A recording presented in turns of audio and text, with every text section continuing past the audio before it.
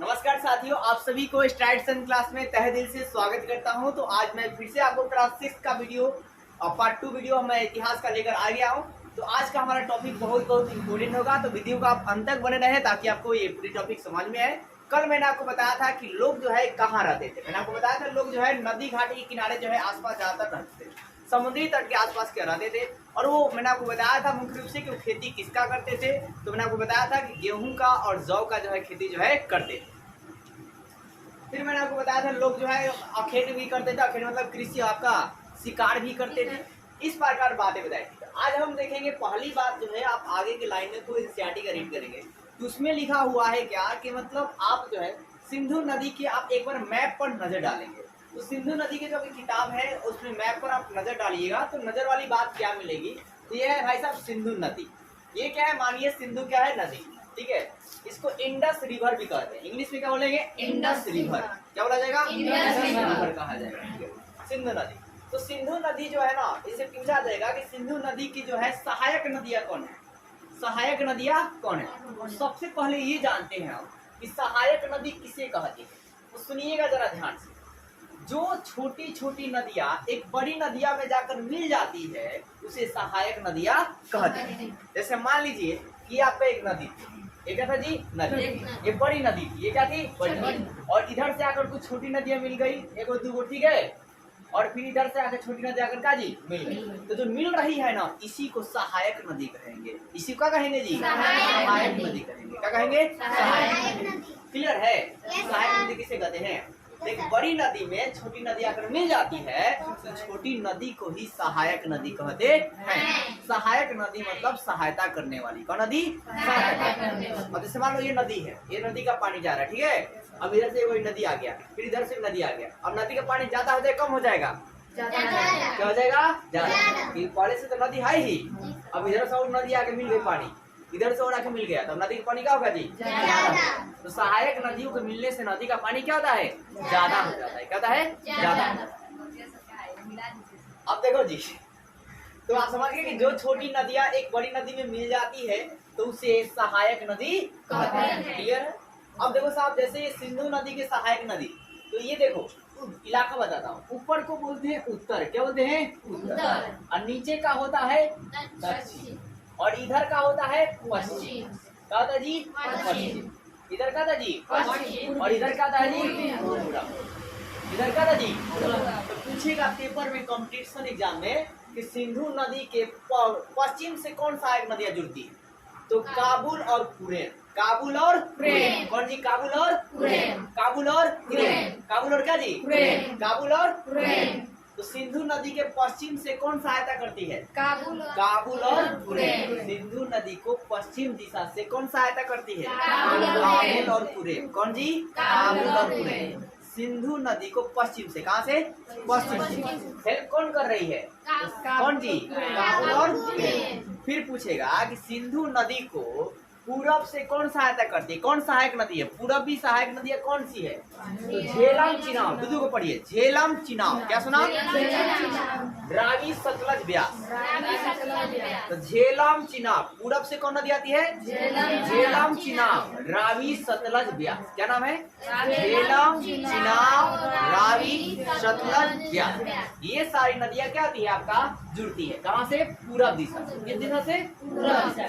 तो पूछेगा पेपर में कि सिंधु नदी के पूरब दिशा से कौन सी नदी जुड़ती है।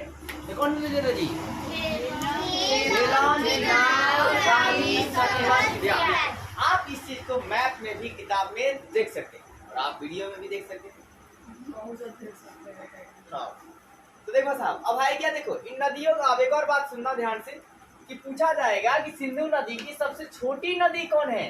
तो झेलम है। कौन है, झेलम। सिंधु नदी की सबसे छोटी सहायक नदी कौन है, झेलम है। झेलम सबसे छोटी है। क्या है, सबसे छोटी, हाँ, छोटी सहायक नदी है। और सिंधु नदी की सबसे बड़ी सहायक नदी कौन है, चिनाब है। कौन है, चिनाब है। कौन, तो एक बात यार ना कि सिंधु नदी के तट पर जो है कौन सा शहर बसा है जी, मोहनजोदारो। कौन जी, मोहनजोदारो। कौन जी, मोहनजोदारो। मतलब मोहनजोदारो किस नदी किनारे है, सिंधु नदी किनारे। किस नदी किनारे है, सिंधु नदी। मोहनजोदड़ो या जोदारो, ठीक है, मोहनजोदड़ो या मोहनजोदारो, ठीक है।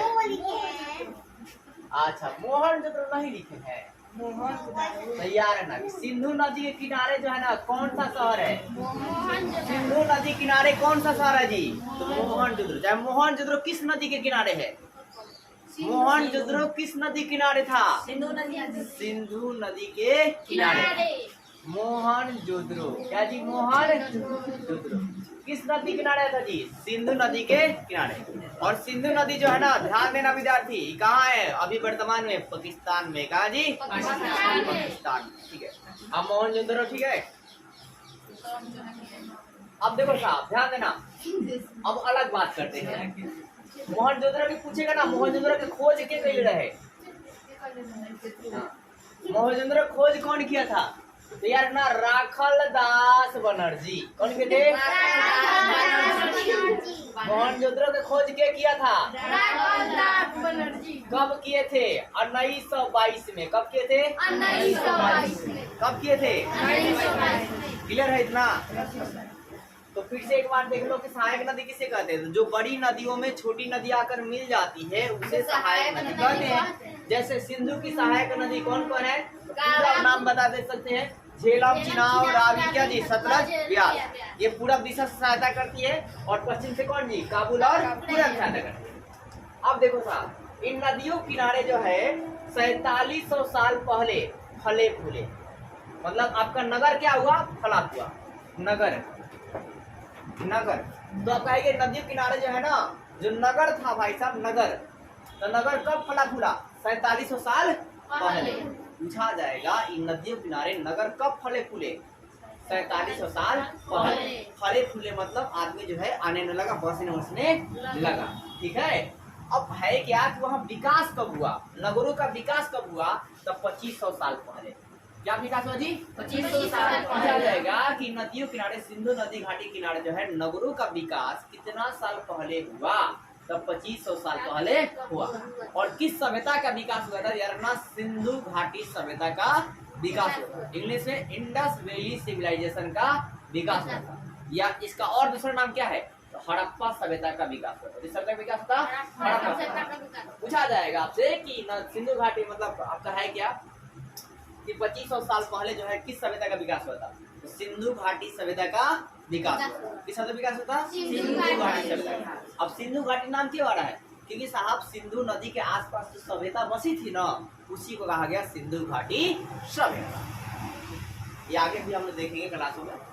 अब देखो आगे बात करते हैं। गंगा की सहायक नदी, क्या जी? गंगा क्या जी? सहायक। देखो वो जो है ना, ये आपका है लद्दाख के इलाके से निकलती है सिंधु नदी। कहाँ से निकलती है? लद्दाख से। और ये भाई साहब गंगा नदी जो है ना, ये ग्लेशियर से निकलती है। कहाँ से निकलती है जी? उत्तराखंड में ग्लेशियर से, मतलब पहाड़ों से। तो देखो गंगा की सहायक नदी जो है ये कौन कौन है? यार ना, यमुना, रामगंगा, सरयू, गंडक, कोसी, महानदी, सोन। तो पूछे गंगा की सहायक नदी कौन है जी? यमुना, रामगंगा, सरयू। तीनों याद रखो। कौन कौन? यमुना, रामगंगा, सरयू। और कौन? गंडक, कोसी। क्या जी? गंडक, कोसी। और महानदी और क्या जी? सोन। महानदी और क्या जी? सोन।